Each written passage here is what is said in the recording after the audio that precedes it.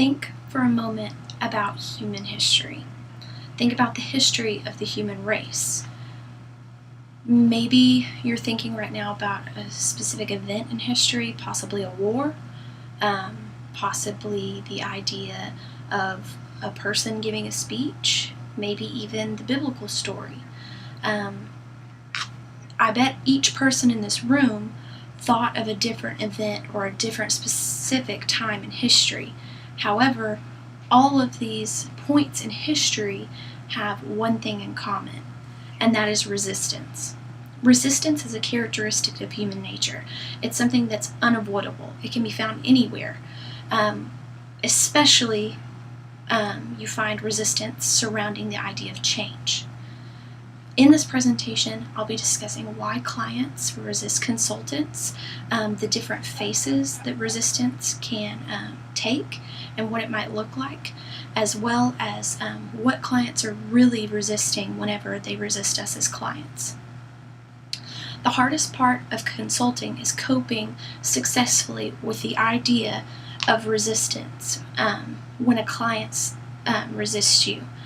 Part of being a consultant is realizing that no matter how we present the data, the recommendations, our findings, that the client is going to resist us. They're going to present us with resistance. The key to understanding the nature of resistance is to realize that it is a reaction to it's an emotional process that is taking place within our client. It's not a reaction of the conversation that we had with them. It's a reflection of something else. Resistance is natural. It's a natural process, and it's actually necessary for the learning process. Resistance is necessary for our clients. So let's jump on in. The hardest part about being a consultant is coping successfully with the fact that there is going to be resistance from your client. Part of being a consultant is realizing that no matter how we present the data, recommendations, or how much we give our client, they're going to resist us in some way. The key to understanding the nature of resistance is to realize that it is a reaction to an emotional process that is happening within our client.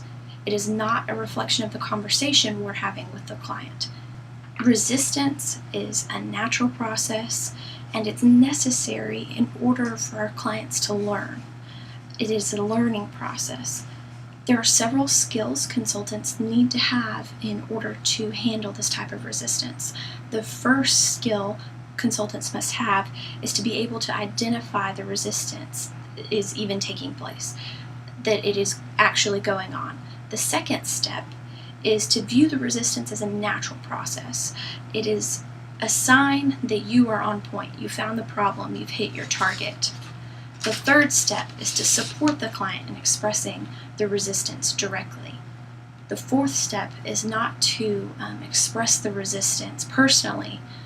It is not an attack on your competence. It is something that happens, and I'm going to discuss why it happens. But first, let's look at the different types of resistance. There are 14 different main faces that resistance can look like, and we're going to move on to discuss those now so that you can recognize them and are familiar with them when you're in a consulting opportunity. The first type of resistance is a give me more detail resistance. The client is unsatisfied. They have this appetite to know everything that's happening. No matter how much information you give them, it is never going to be enough. Of course, the client does need to ask some questions because it is their business, they are the manager, so they do need to be involved. However, it's the point that you start becoming impatient with the questions, that there are even questions that you know the answer to, but there's just so many that it becomes overwhelming or becomes annoying that you might start suspecting resistance there rather than just a client requesting information about what is going on. The next type of resistance is a flooding you with detail resistance. This is when the client goes overboard, giving you so much detail. The client keeps giving you information, and it becomes harder and harder for you to understand what is going on, why they're telling you. They may sit down and say, this all started on a Thursday, I was wearing a blue shirt, and this blah blah blah, and they go on and go on. But there's no need for you to know that information. However, for some reason, the client is pushing and saying, you have to know this in order for you to understand the background of the problem. If you get bored or confused about all of the information that they're giving you, it's probably a time to start suspecting resistance with this kind of resistance. They're not just attempting to give you all of the facts. They're giving you more than that, and there's an underlying issue there that they're not willing to face. Another type of resistance is time. If a client is telling you that they want you to go ahead with the project, let's move forward, and then suddenly they're doing everything possible to make you think that they don't have time to do it. Maybe somebody's coming into their office while they're talking to you, and they say, I just need to handle this. Or they, outright say, I don't have time to do this anymore, and that can make you uncomfortable and making it seem like you don't have enough, making that consultant seem like they don't have time is actually a form of resistance. The next form of resistance we're going to talk about is impracticality. This is where the client keeps reminding you that this is the real world and we have real problems to deal with here. It's a form of resistance that accuses us of being impractical and simply academic, even idealistic. It is the intensity of the emphasis is really on practicality here.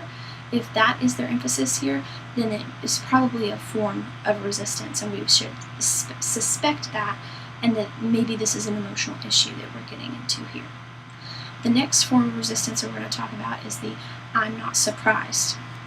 This is whenever you complete a study, and no matter what you say, you could come up with the craziest thing, and the manager's going to reply to you and say, I'm not surprised.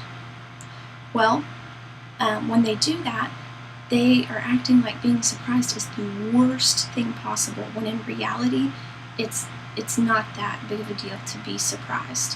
However, the manager's fear of surprise is the desire to really always be in control. They always want to be in control of the situation. The next form of resistance we're going to talk about is attack. This is the most blatant form of resistance. It's an outright incident when the client attacks us as a consultant.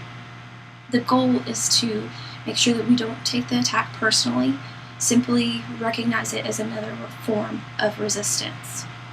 The next type of resistance we're going to talk about is confusion.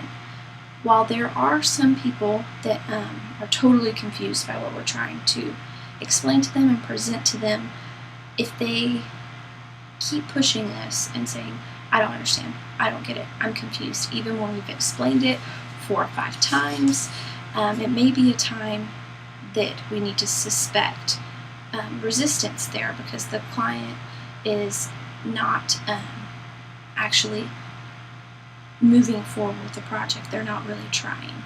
So there may be an issue there. Another form of resistance is silence. This is probably the toughest form of resistance.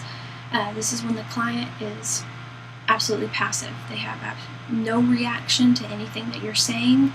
They may even tell you, keep going. If I like what you're saying. If I have a problem with it, I'll let you know.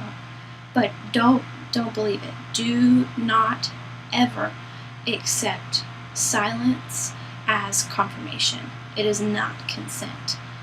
It simply means that the reaction of the client is being blocked, and we need to figure out why. The next type of resistance we're going to talk about is intellectualizing. This is when a client shifts the discussion from deciding how to proceed and starts exploring theory after theory after theory of why this is happening this way and why that's happening this way. They do this because their energy is then focused on theories instead of the pain that may be part of the situation. The next type of resistance is moralizing. This type of resistance makes great use of words and phrases like those people and they should and they need to understand. The client takes you on a trip in this world of how things ought to be instead of the way that they actually are. Typically, those people that those people that they're talking about actually do understand the situation. However, they do not agree with the client. They do not agree with the manager. The next form of resistance that we're going to be talking about is compliance.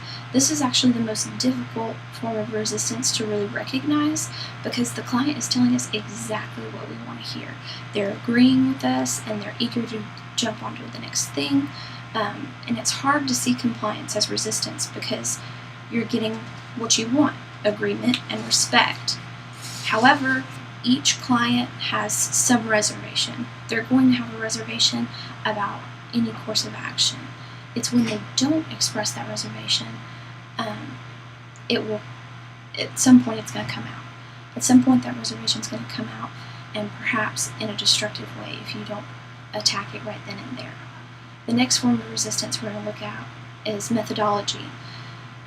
If there has been elaborate data collected for the problem or project that you're working on, the first wave of questions that you're getting is always going to be about your method. However, if that conversation starts hitting the 10-minute mark, it's probably too long. You need to start being cautious and seeing, because the client shouldn't be worried about your method. And that may be a time that you need to start looking at resistance. The point of the meeting is not to grill your theories, it's to understand the problem and decide what to do about it. The next type of resistance is a flight into health. This is the most subtle form of resistance. It occurs when you're near the middle of your project, or maybe even near the end, and it appears that the client no longer has a problem.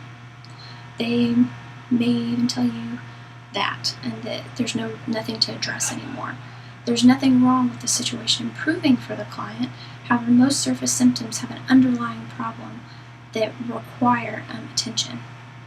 And the last form of resistance we're going to look at today is pressing for solutions.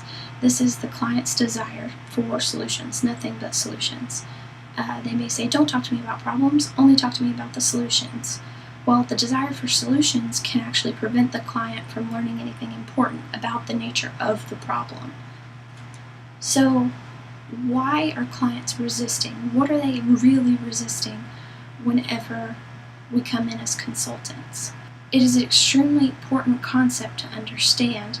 The main idea is that we don't need to take the resistance personally. It is not you that the client is resisting against. In reality, it's the fact that they're going to have to make a difficult decision that they're resisting against. They're going to have to make a difficult choice. They're going to have to take an unpopular action, confront some kind of reality that they don't want to face, or maybe face an emotional situation that they were trying to avoid.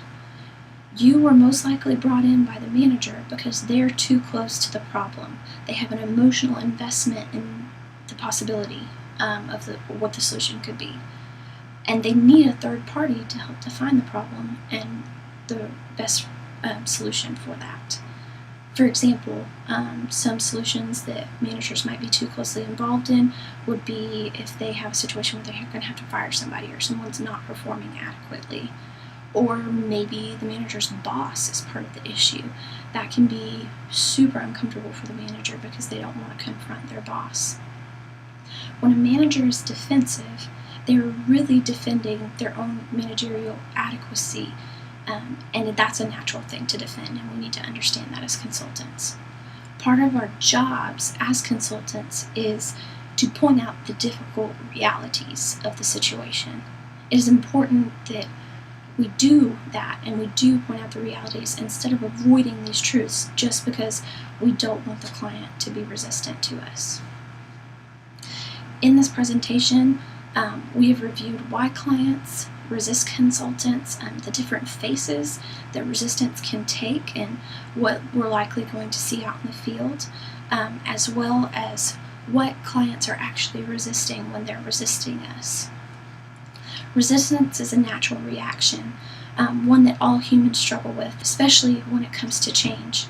However, resistance is something that helps us learn and helps us move forward. I'm now going to turn this over to Kim, who's going to be discussing what clients are really concerned about when they resist, when it really isn't resistance, even if it may look like it, as well as what we do when we're facing resistance as a consultant.